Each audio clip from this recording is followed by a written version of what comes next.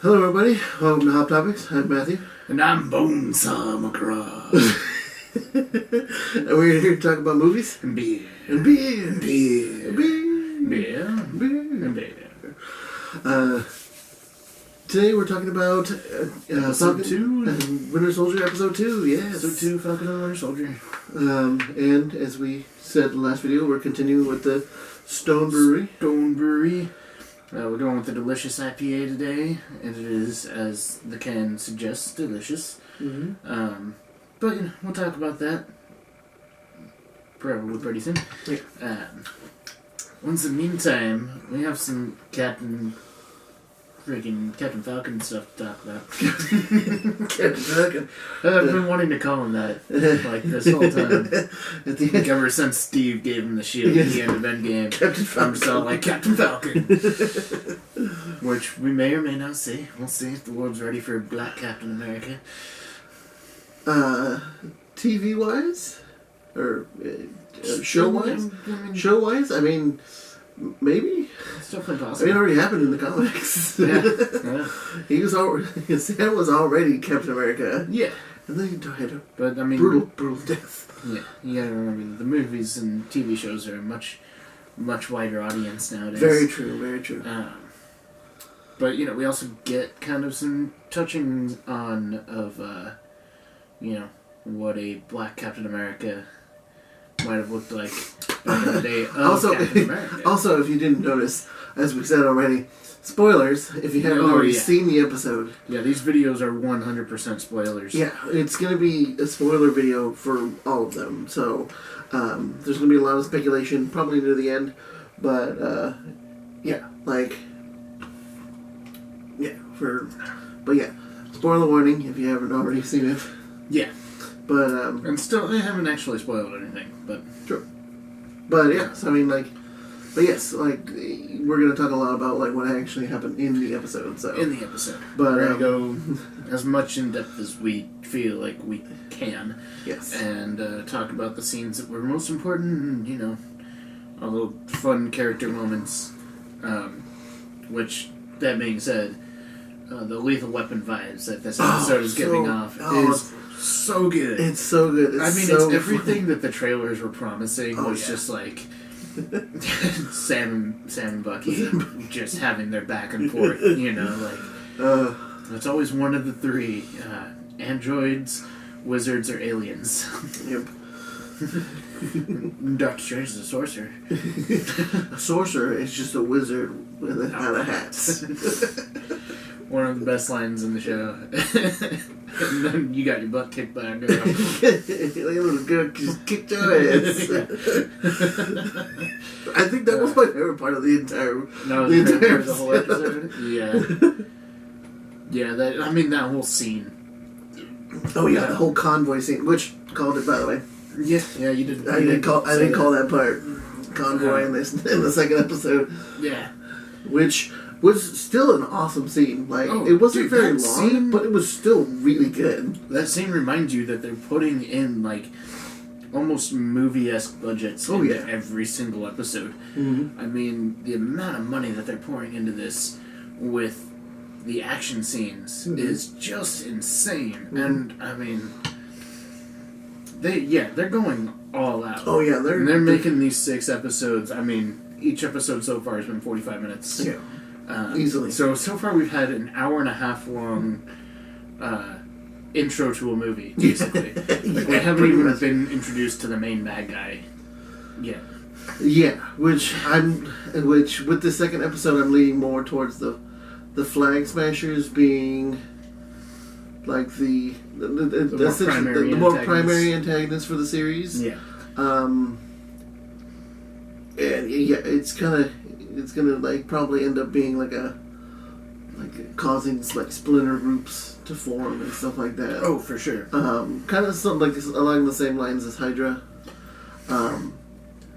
And yeah, like it just seems like they're not gonna go away. They're just gonna like eventually keep popping up. Maybe not to the same extent, but yeah. Well, the idea that the Flag Smashers represent is definitely like a far-reaching ideal. You know, it's not just going to stop with them. No. If they take down this group of Flag Smashers, there's probably going to be another group. Whether or not they continue using the Flag Smashers name, or if they don't, is totally, you know, up in the air as far as, you know, what we're going to see in the future. But there's always going to be some form of that group in existence. And whether or not they have super soldiers the whole time, which we saw in this episode, now we're just getting, like, a boatload of super soldiers. Yeah, like, all 8 of them are super soldiers. They all have superhuman strength, like fast reflexes. Like, it's very. They're all basically Captain America and the Winter Soldier. Yeah. In their own rights, and I mean, the girl Carly that we're introduced to in this episode is a badass. Yes. I mean, she takes on U.S. agent and just basically just one-shots him off a freaking truck during that whole convoy scene, which was great. After she had kicked the crap out of Bucky too. And he's all hanging off. And I love his response to "you got your ass kicked by a girl." Is he doesn't even say anything. He just and uses his vibranium arm to just try and stop the bus. Yeah. That was a great scene. It was. That's probably what helped make that whole scene just the best part of the whole episode. And then, I mean, we got to see U.S. Agent in action. In action, yeah. You get to find out a little bit more of his backstory. Yeah.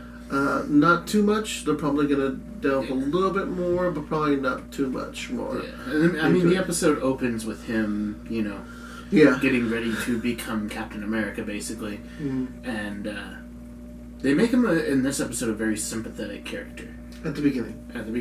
They kind of make him a little bit more of a dick later on, but in all honesty, like, that's probably how somebody would act in that position, knowing that, you know, like, knowing what they know and kind of being thrust into that position, really. One of our friends actually thinks that him and Battlestar have already had a super soldier amplification, essentially. Thank you, Jason, by the way. But there are some like hints of it, but it's not really shown. Yeah, there's no concrete evidence. I think as soon as they find out that they are super soldiers, I think that's when Thunderbolt Ross is going to come in and try and give them both super soldier serum. Yeah, like a full on like Captain America dose. Yeah, trying to even the playing field. Yeah. And tip it more in, America's favor, because, that's what we do. Well, yeah, obviously. But have one Captain America when you can have a whole team. Exactly. But, U.S. Agent did not die in this episode. So you were wrong. So I was wrong about that. I still have a chance to be right, either end of third or some part in the fourth. In the fourth one, yes. So I'm leaning towards the fourth episode more so now, because I feel like he's got a lot more to do. I think with everything that's happening in the third episode, and from considering I watched the trailer for it, I don't think he'll die. I think he'll actually survive. I think you're right. I think he'll survive the whole series, but his buddy's gonna die. I think his buddy's gonna die. I think his buddy's gonna die, and that's what's gonna stop him from continuing being Captain America. I could see that. That's very plausible. I see that more like as a more likely scenario than actually like him dying. Yeah. Now that I've seen the second episode, and you were introduced to his friend Battlestar, and I was like, oh, you're not gonna make it. I don't know. We'll see. I don't feel as strongly that Battlestar is gonna die. And like they've shown with WandaVision that they're willing to go in all sorts of twists, turns, directions, True. and even so far with this show that they're willing to really explore like what these characters can do and what they're going to be capable of moving forward. That's one of the big draws of these shows is that we get these characters way more fleshed out. Yeah. And I love that about it. And this, I feel like Sam and Bucky are really getting, spotlight shown on them. And they're really touching more, like, same thing with WandaVision with, touching on grief and, PTSD and a lot of stuff like that. Yeah. This show is also touching up on PTSD, on acceptance of like your past and moving on, and it's a lot of moving on kind of thing. With Sam coming back after being blipped. Bucky coming back after being blipped too. Although Bucky technically didn't exist. True. As far as governments and everything are concerned, but I love the way that they're using the blip as a very central story piece, which we've seen before, but not as effectively with Sokovia and the Sokovian Accords. Is they're using the blip as a driving force for a lot of these storylines. It's really nice and really well done. They're getting a lot of mileage out of it. Well, single snap. It's easy to go with that route because what do you do when half of the world is gone and then all of a sudden 5 years later they come back? And that's yet another thing that we find out is the Flag Smashers aren't just trying to return the world to how it was during the blip, but there's all these displaced refugees. They don't want to just randomly start massacring half the population. Yeah, no. There's actually all these refugees that are displaced after the blip. People that had homes that disappeared, and their homes either got repossessed or demolished or what have you. I mean, it's 5 years, so a long time. 5 years goes. Yeah, that's a lot. A lot can happen in even 1 year. A little 5. Yeah. So that whole convoy scene was actually they're hijacking the trucks for medicine for these refugees. Yeah. They're still actually trying to help people. Yeah. And it makes the Flag Smasher characters entirely sympathetic too. Yes. It's like they're trying to make you care about everybody in the story while still wanting to root for Falcon and Bucky. Yeah. Who are just trying to figure things out, really. Yeah, exactly. They're not necessarily just there to... They're just trying to figure things out as they go along. They don't have everything you need, and Bucky's just trying to just to go in, just go hit straight ahead, head first, while Sam's trying to do the slower approach and trying to figure everything out.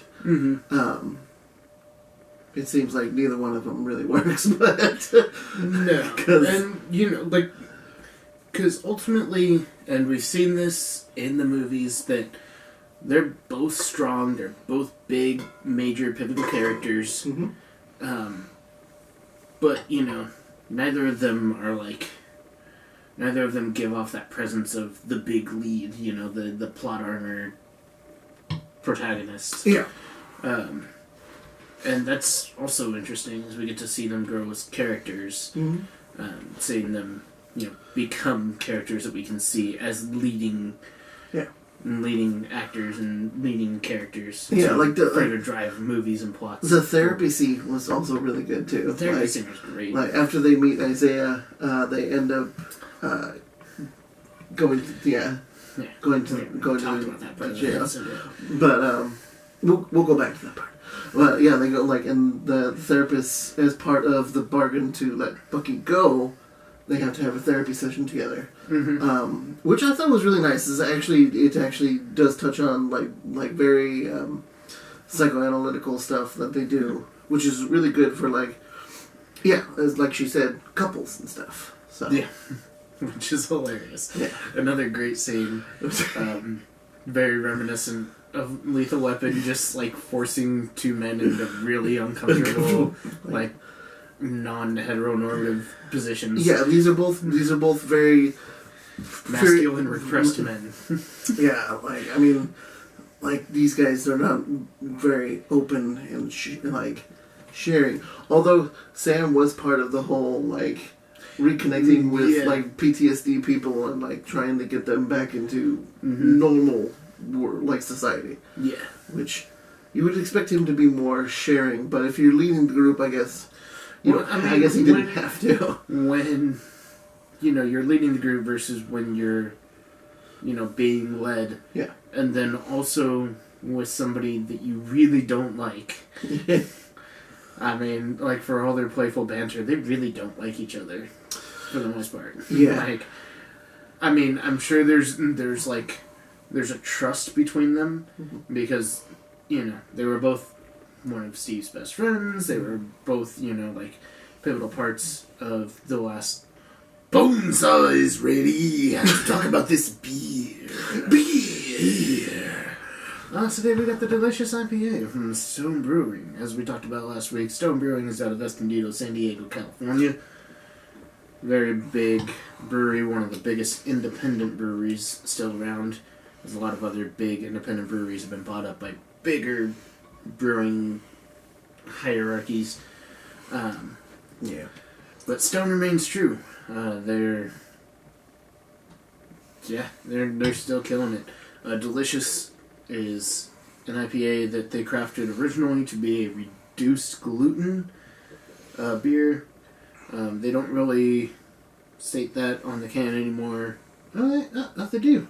Okay, never mind. There's supposed to be a new cans, I guess. New cans. Have that on there. Also, the information's upside down, so like that could be a part of it. No, I just didn't look at the can before we started shooting this. But I can tell you, 7.7%, using at least two, if not three different hops. I mean, what do you think about it, man? What are you picking up? Very lemony. Very lemony. Very lemony. I would say very citrusy. Super citrusy. But not in a juicy way. No. Very much so different, in that, like, bright, very pungent, like lemon or tart grapefruit. Mm-hmm. I say grapefruit mostly because you get a lot of, like, tannic. You get a bit like that's mouthfeel after you're done drinking. Yeah. And if you take a sip and you let it, just wash away, and you don't take a sip for a second, you'll start to feel like the back of your tongue feel like a little bit more like dry. Dry. Like, and it's the tannins. Yeah. That really kind of give you that mouthfeel.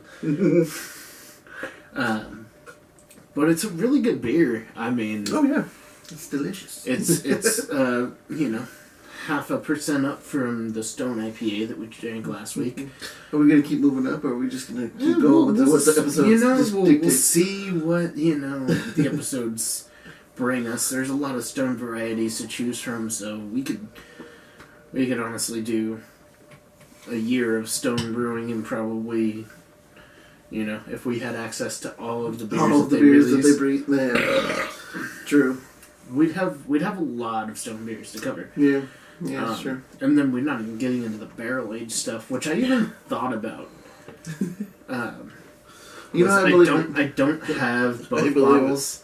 I believe it. But I know they came out with the Crime and Punishment series, which are barrel aged beers that have peppers, like hot peppers, added to them. Nice. Very interesting beers, because usually barrel aging takes a lot of like the bitter edge off of a lot of beers and adds like the oak tannins, but it's not really as bitter as it would be in like a whiskey or something, because it's already used oak, so it's got a lot of that bright oak tannin dumbed down, and you get a lot of those bourbon sugars that are usually used for bourbon barrel aging. But I think I have one of those. I can't remember can't remember if I have crime or punishment. Yeah. But we see crime at all the time. All the time at Total Wine, yeah. So if I have punishment and crime is still available at Total Wine, we'll possibly do that as one of the videos. Because that would be really interesting. I think those beers came out in like 2014, 2015, something like that. Yeah. So they're pretty old at this point. It's well matured. Yeah, definitely. Definitely interested to see how the peppers kind of change the beer over time too. Because that's a very dominant flavor profile. Yeah, that'll... Especially when it's allowed to mature. That'll kick you in your teeth right there. Yeah. We'll see how it goes if we do that. I mean, I'll see how it goes eventually, but... Anyways, what would you rate the beer? Let me taste it one more time.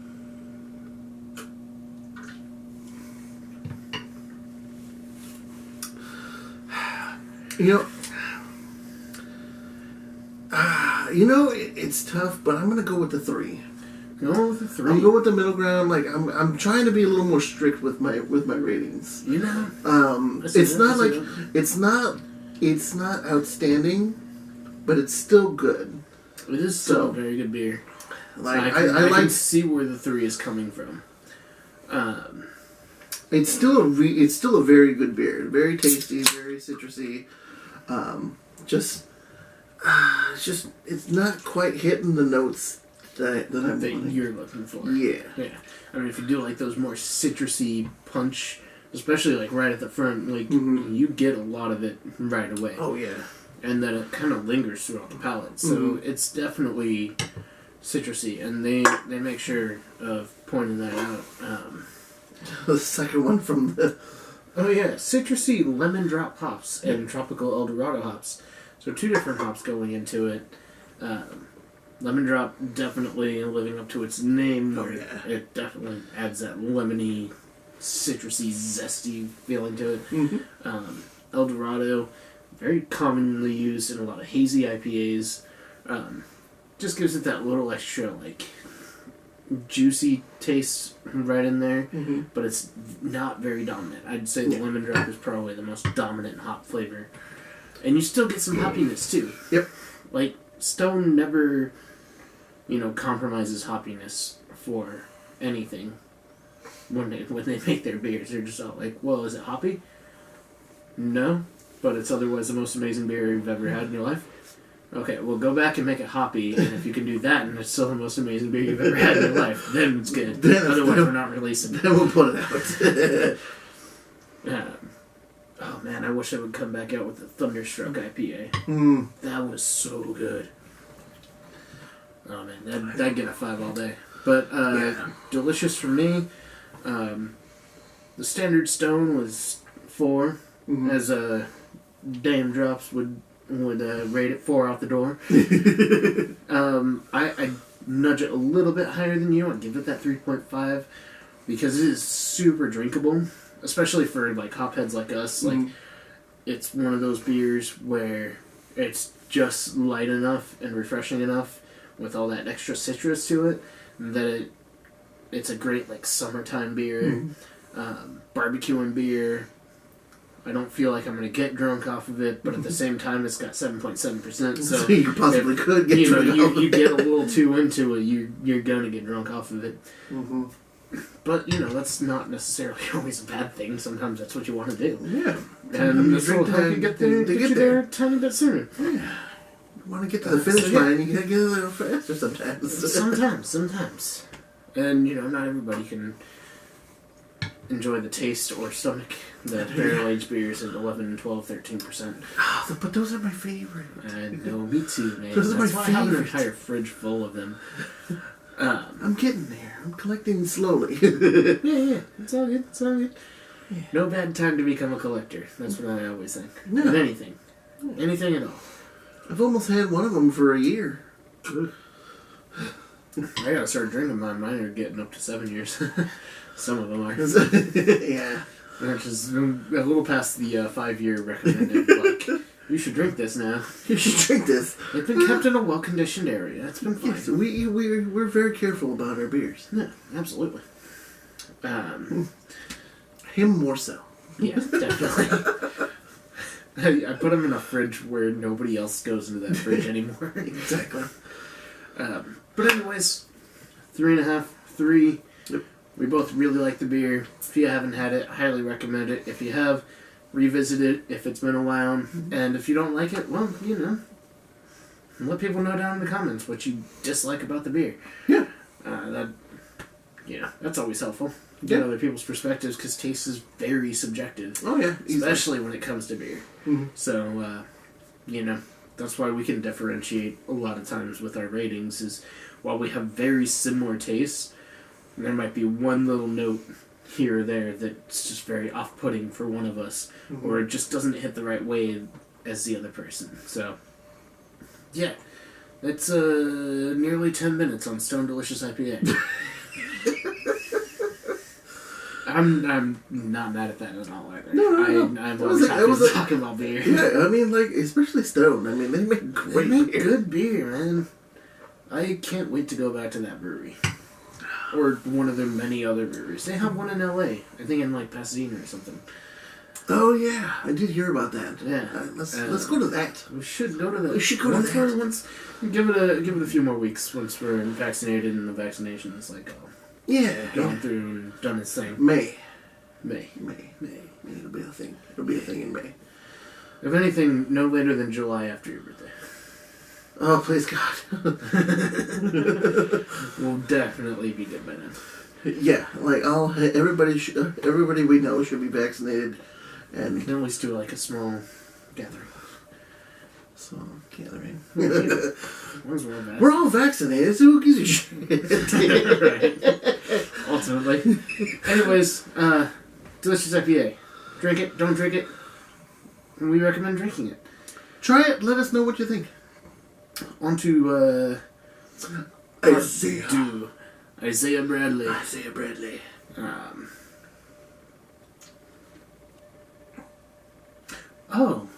Welcome back to HopTopics. We're going to talk about the spoilers, more of the spoilers, for Falcon and the Winter Soldier, Episode 2. Lovely time. Now to disrupt the view and go back to HopTopics.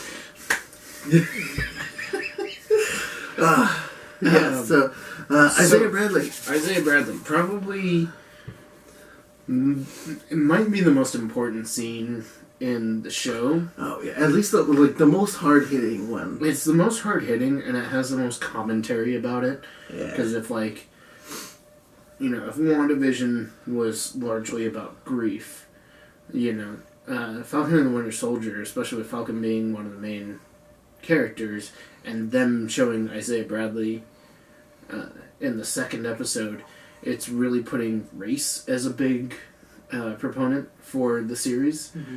And we see that with Battlestar as well. He the black sidekick to, U.S. agent. Yes. So we're seeing a lot more prominent race inclusion. like when the kid talks to Falcon, talks to Sam. Yeah. He's like, "Oh, hey, you're a Black Falcon." What? No, it's just Falcon. My dad says you're Black Falcon. It's like, what? Because I'm black and I'm the Falcon? Well, yeah. What are you, black kid? His friend just starts dying, just laughing. So good. It's so good. And it was stuff like that I thought was very clever too. Yeah. Definitely. Like it's not about race. It's about whether or not you can do the job. Yeah, but I mean, they're bringing the race thing right to the front forefront. For a lot of comic book fans. Mm-hmm. That would know Isaiah Bradley. I had to look into this after watching the episode because the character was super interesting, and the actor who plays him was super intense. Did a fantastic job. Great job. But he was essentially the first American soldier to get the super soldier serum. Mm-hmm. Before Steve Rogers, he was basically used as a guinea pig. Yeah. Who else back then than a black man? And then, hey, black recruit, you're gonna get this superhero serum. You're not going to be known as a superhero, and you're going to do all black ops, like covert operations, basically be the U.S. Winter Soldier. Yeah. They did a lot of shady stuff back then, and it does not surprise me that like they did that. I mean, for Falcon and the Winter Soldier, it wasn't set back in World War II, as in the comics, but it was the Korean War, which is still.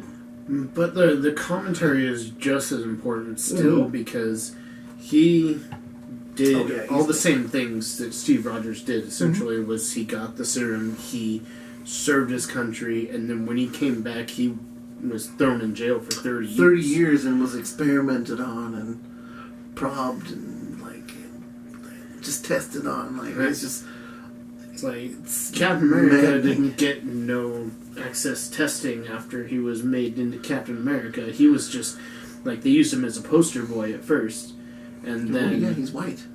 Yeah, blonde-haired, blue-eyed American. Yeah, exactly. Fighting the blonde-haired, blue-eyed Nazis. Which also, I want the Isaiah Bradley versus the Nazis story. That sounds way more interesting. That does sound really cool. I hope they touch killing a bunch of Nazis. I hope they touch more on that. Kind of like an Inglourious Bastards, except instead of Jews, it's black people. They should do. They should do a story about him and the What If. That would be cool. Yes, I almost keep forgetting about the What If series that's going to be coming out. I think it comes out in October. With a lot of the main characters returning to voice their characters in the What Ifs. I can't wait for that. That's going to be exciting. October, I think. I think that's what they said. It was October. Yeah. I hope so, because I can't wait for that. I really want to see some Marvel zombies. Oh my goodness. Zombies. But yeah, so Isaiah Bradley, when they talk to him, when they first get there, he doesn't want to see anybody. Yeah. But then Bucky tells the kid at the door, who is a named character. I forget his name off the top of my head. Yeah. But after further digging, he is a young Avenger, which they also set up to the Young Avengers in WandaVision. Yeah. TV universe is setting up Young Avengers, and I'm excited. Yes, which is nice because Endgame was setting up Young Avengers. Yeah. With little Hawkeye. Yeah. I think that will be touched on more on the Hawkeye series, but even still. Yeah. But yes, so they're setting up Young Avengers, which is nice because that needs to be a thing. Oh, absolutely. Needs to be a thing. While they're at it, I know this is a completely different thing, but Young Justice live action would be amazing as well. It would be amazing. But they also have to establish a lot more for DC to do that. True. I think they should just continue Young Justice. Yeah, because the animated series is pretty series great is on its own. solid. That series is great on its own.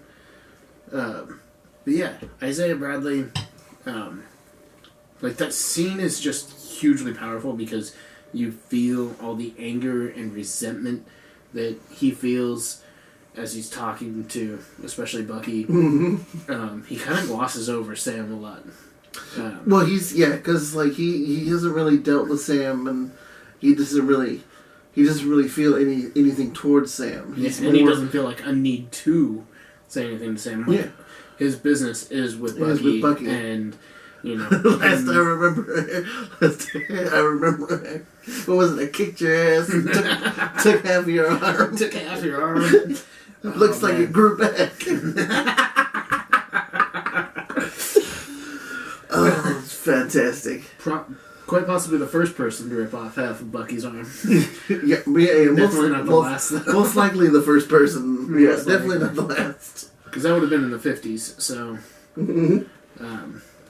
this would be right as Bucky becomes the Winter Soldier, essentially. Yeah. But yeah, it's such a great scene. It shows a lot of where the series can go. I'm very curious to see if Isaiah comes back up more in the series. I hope so. I hope so, because he was a great character.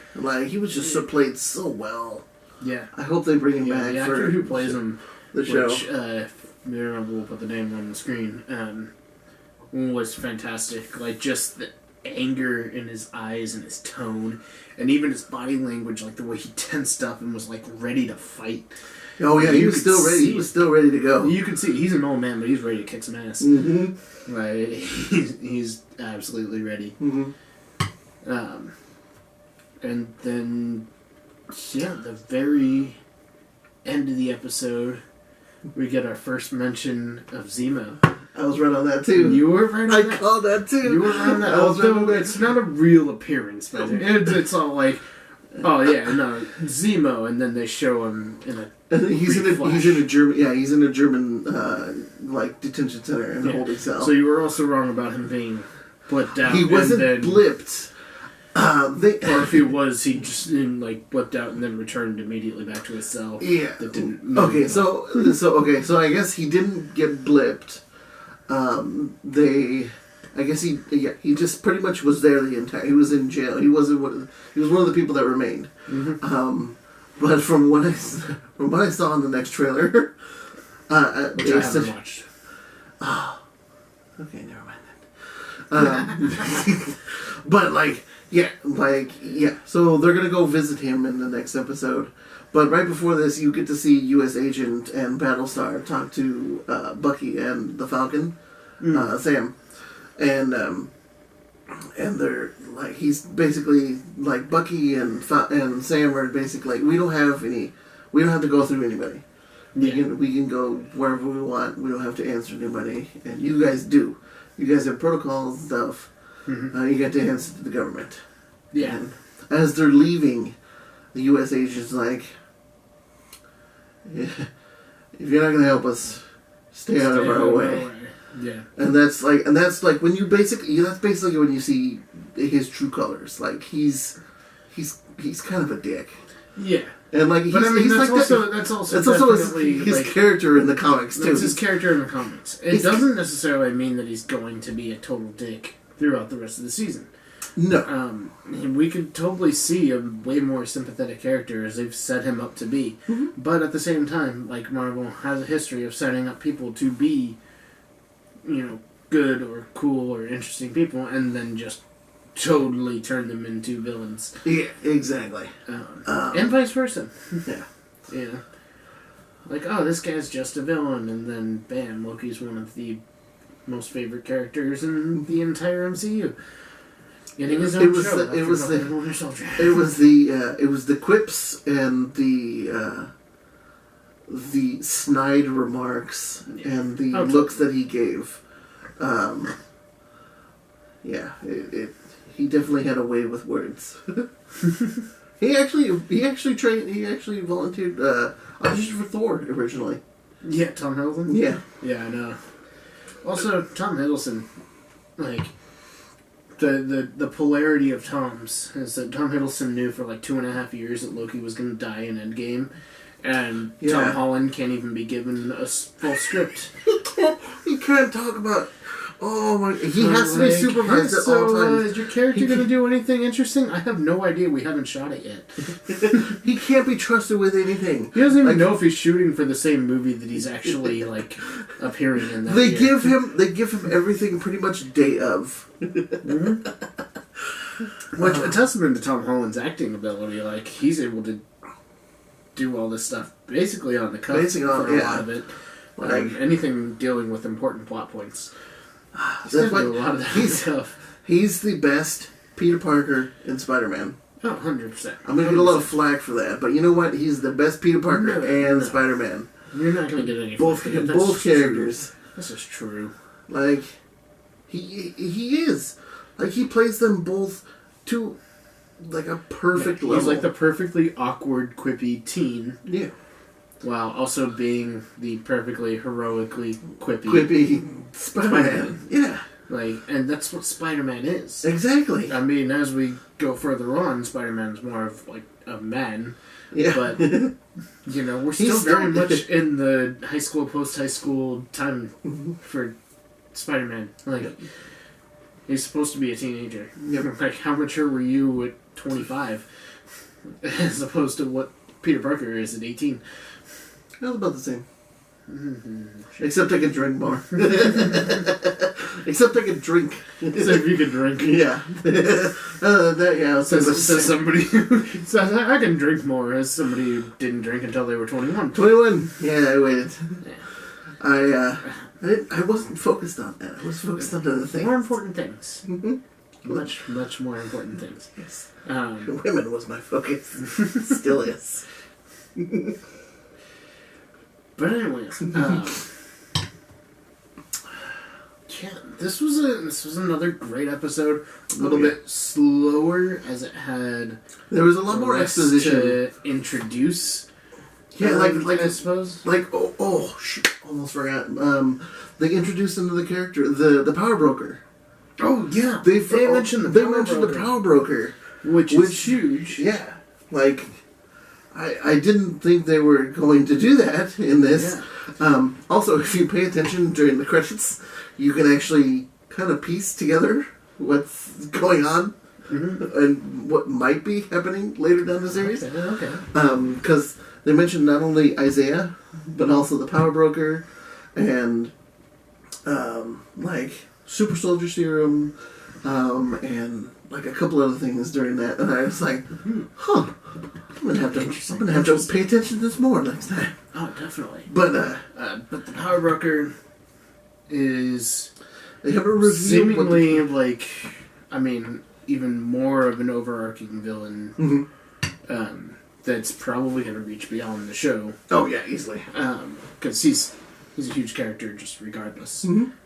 But he is hunting down the Flag Smashers, and we know the Flag Smashers are both good and bad, so yeah, we'll have to see what direction they're going with, and how they do this. I think we might get a little bit more information on that next episode. Oh, for sure. We'll probably get a little bit here and there. We're definitely gonna get more Zemo in the next episode. Next episode for sure. They're probably gonna lead in with a lot of Zemo, or it's gonna be the second establishing scene is gonna be them meeting with Zemo. Yeah, exactly. So I'm sure the opening scene might actually be Flag Smasher related, where they're doing something, and maybe the power broker has men coming in or something. Yeah. Who knows?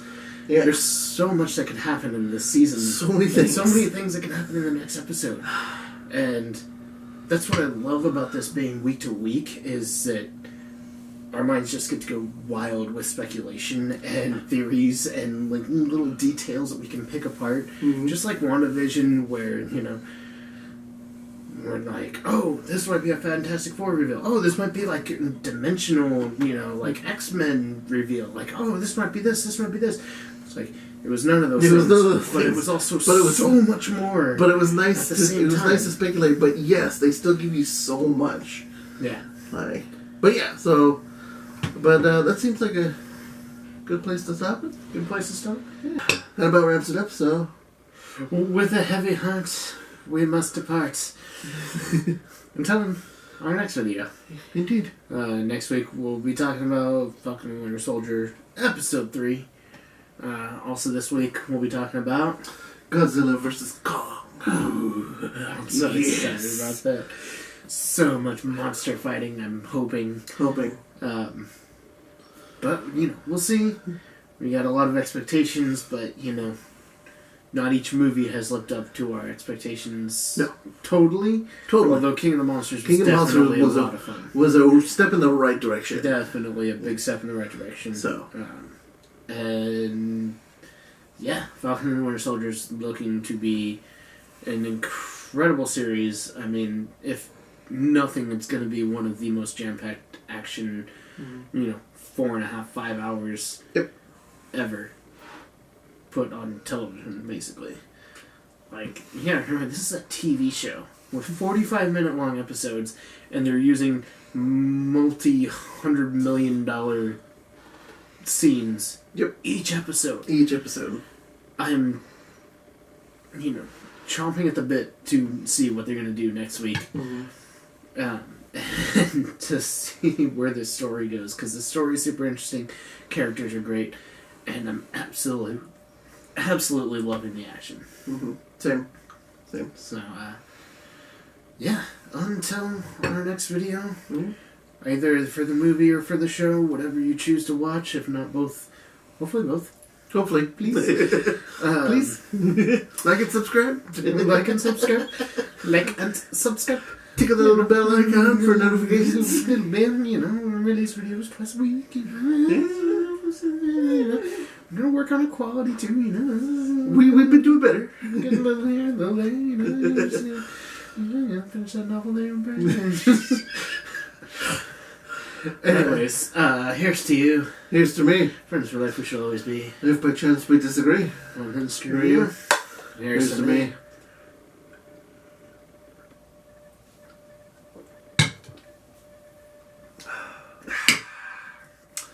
Cheers.